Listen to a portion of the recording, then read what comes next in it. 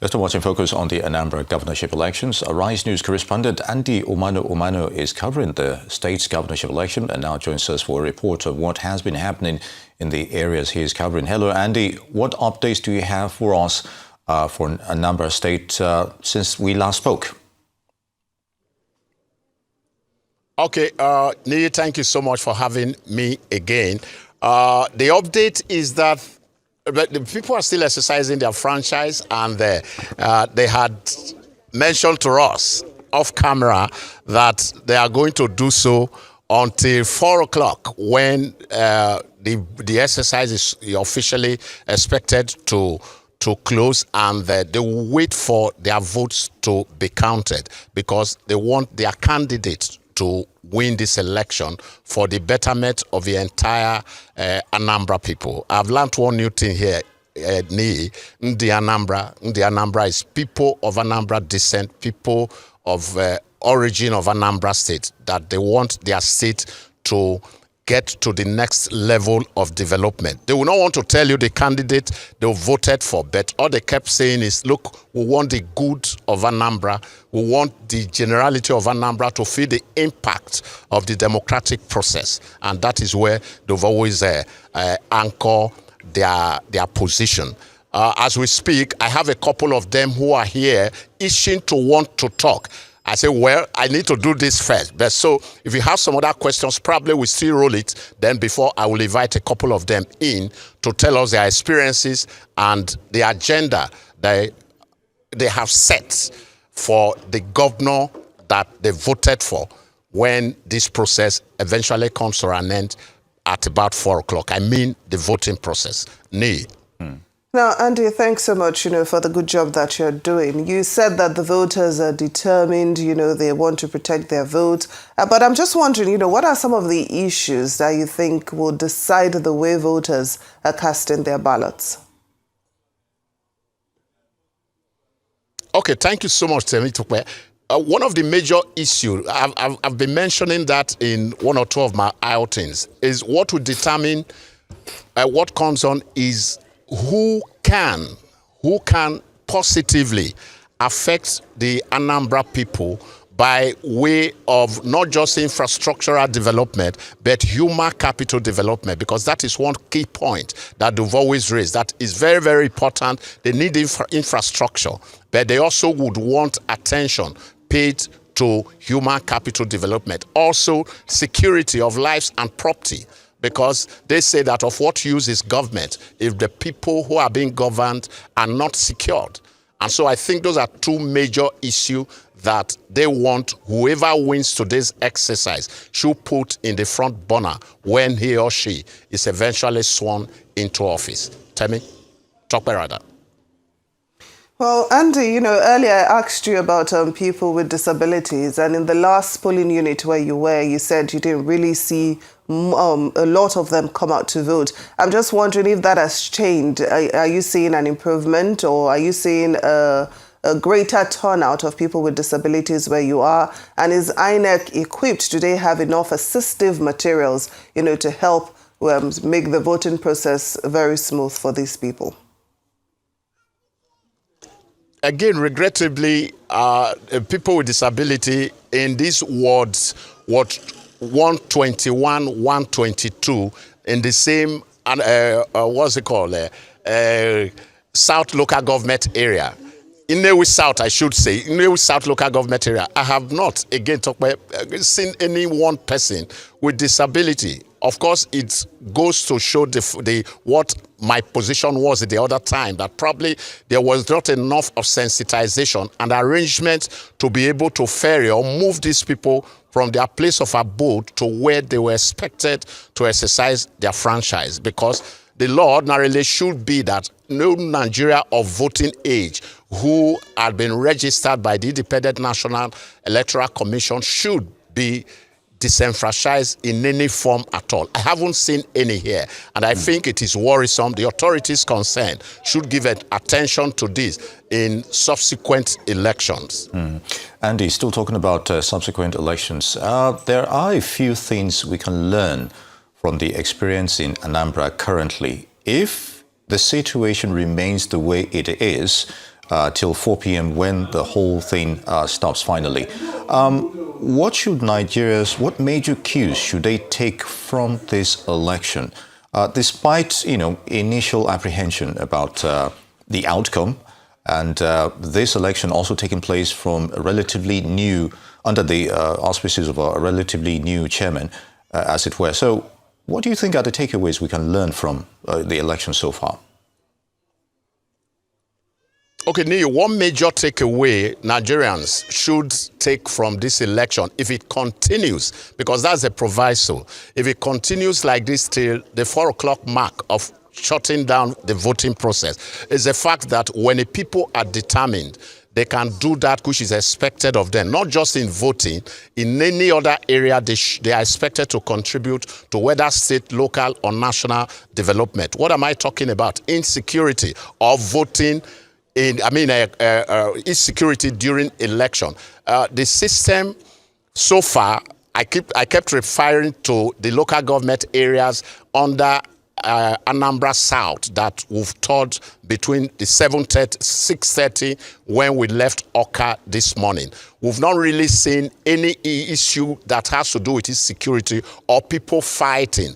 Before now, in other states, even including Anambra, there will have been pockets of fighting, people trying to, exchange blows and all that. But we haven't seen any of that. So that is one major thing that we need to take away from this election, that when the people are determined and when they want to elect that which they expect will be able to affect them positively, they can conduct themselves in an orderly manner for there to be that tranquility that is expected to be able to deliver a credible election process. Need. Well, Andy, as we wrap up, I'm just wondering if you've noticed any logistical challenges on the part of INEC and how they are dealing with it. In our last interview, with one of our correspondents, Friday Oloko, he talked about expired cubicle in some polling units. I think at a particular polling unit, there was a broken cubicle. I don't know if you've seen such, and how is INEC dealing with such challenges? Again, in my beat, if I'm allowed to use that expression, rather in the senatorial district, Anambra South, that we are covering with 7 local government areas, we haven't seen any report of that. The only challenge that we witnessed earlier on was the fact that INEC materials did not leave some rack centers to the different, voting points as expected. But after say about 11:30, 12, they started moving out. I think that was a little bit late. It will have been earlier so that there will be no cause for the extension of the voting time from 4 o'clock. Because oftentimes, because one has covered several elections, what happens is if in centers where the election process did not start at the mark of 10, there is every temptation for the voting time to be extended. I wouldn't know if that is going to happen in such centers that materials did not get to earlier from the rack centers. That's the only challenge that we've noticed in these 5 local government areas that we've been on between 6:37 till as we do this live cross. All right, Andy, I know you must have interacted with some, perhaps some members of the electorate regarding their fears for these elections. And initially, what do you think were their main concerns going into these elections? And have those concerns been addressed regarding what we're seeing so far in terms of the calmness, of this election so far? Yes, Neil, their earlier apprehension was if the voting environment is going to be safe. That was the first apprehension they exercised.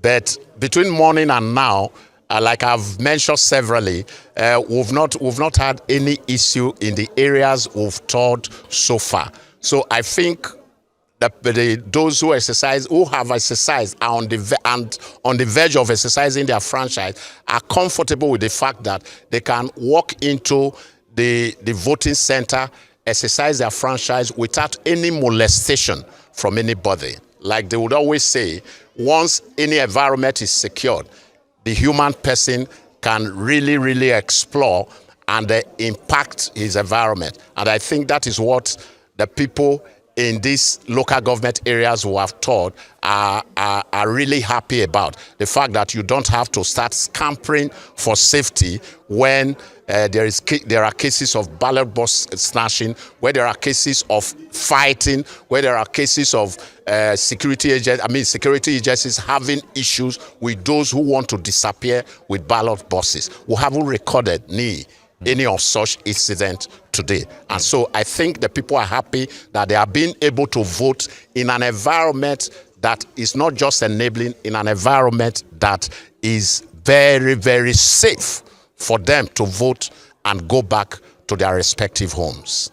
Well, Andy, earlier, I know you talked about the fact that you have some of the electorate with you there that are eager to share with us here on Arise News what their experience has been like. I don't know if they're still around. It would be very nice to hear from the people themselves. Okay, yes, they are still around. Let's have the first person. Let's have the first person.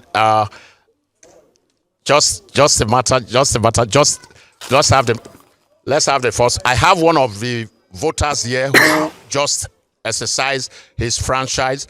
I'm going to cede the microphone to him so that he can address teaming Nigerians who are lashing on to the Arise News channel. Please, can you introduce yourself? Look at the camera. That's your camera there. Tell us, you've just exercised your franchise. How was it? One question. The second question, what is your agenda for the governorship candidate you have voted for in case he wins at the end of the day? I will hold it. Thank you. Good afternoon, the cluers that came to interview us. Today's 8th gubernatorial exercise was okay. There wasn't any hitches along the line. The voting exercise commenced earlier at this polling unit, Osume Ward 2, Center 20 and 21. All the exercises, everything went smoothly, and there wasn't any hitches along the line. Okay, so what is your agenda for the governorship candidate that you have voted for? Should he win at the end of this exercise? Yes, my gubernatorial candidate. You don't need to mention names. I wouldn't mention whom I voted. Yes. Precisely, I know he is able and to do what he can do to give us our benefit.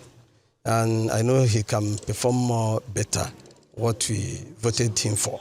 So lastly, what are those things? 1, 2, 3. If you are number one, identify number them, one, should the he basic, give attention? Number one, the basic essential things which the voters needs are security, life and security of people. We wouldn't like in a situation whereby we will be in our house, the terrorists will come here and terrorizing people. Electricity, education, pipe-bound water, which is the basic things that we, the voters, needed. All of us cannot go to Oka, and get security from there. Yes. Thank you so much for talking with us. Yeah. Thank you so much for talking with us. Yes, you heard from one of the voters who just exercised his franchise. They need security. And so that is his agenda for the incoming governor. And he also wants the incoming governor to give attention to infrastructure development as it were. And so that is it from this particular center here in Nnewi South. All right, Andy Omano, reporting from Nnewi South there. Would like to thank you very much for the update you've been giving us. You've been watching a special edition of the Anambra governorship election. I'm Ni Oyedo. And I'm Temitope Fagbemi. Our coverage of the Anambra governorship election continues on Arise News.